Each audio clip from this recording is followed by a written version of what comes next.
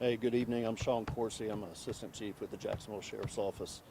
So this afternoon around 4:45 p.m., JSO received a call, a 911 call in reference to a suicidal person in the 2000 at a residence in the 2000 block of West Edgewood Avenue.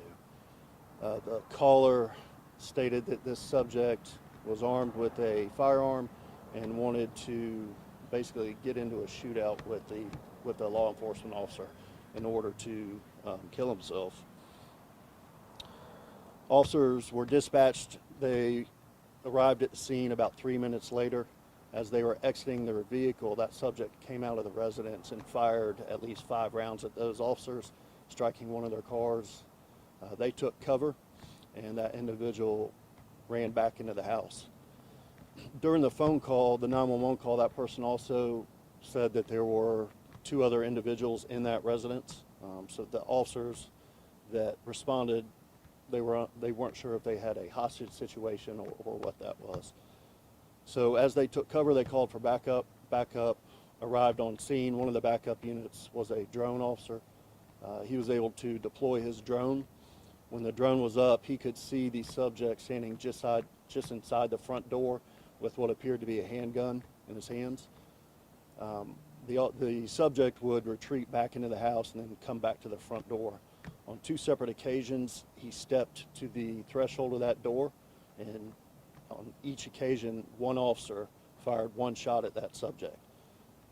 It turns out that subject was not struck by either of those shots.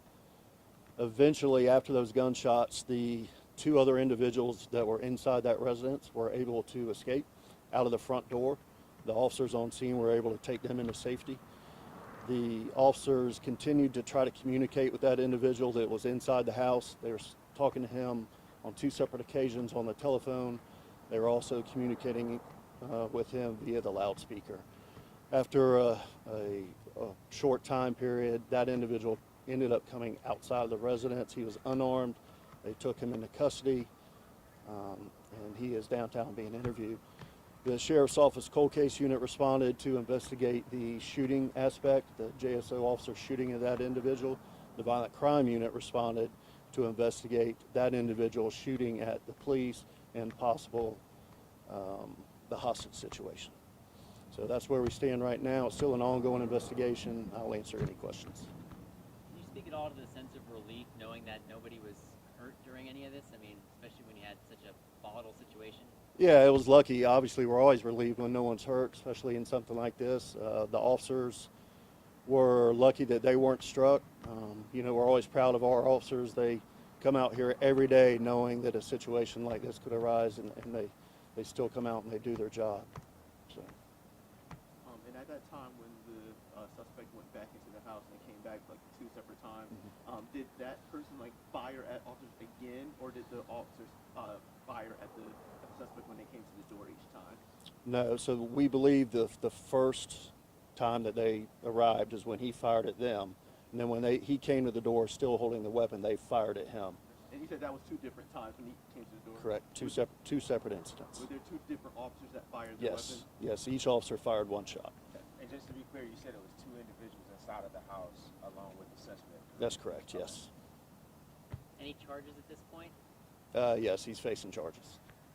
And are you guys going to do any type of mental evaluation of the suspect? I know you said he was potential, he or she was potentially going to commit suicide or thinking about committing suicide. Well, we'll arrest him, and that'll be looked at, I'm sure, down the road, especially for court proceedings. Okay.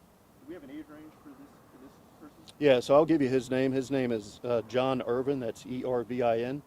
He's a 34-year-old black male. He does have a local criminal history. Can you spell the last name one more time? Ervin. Good? Thank you. Thanks.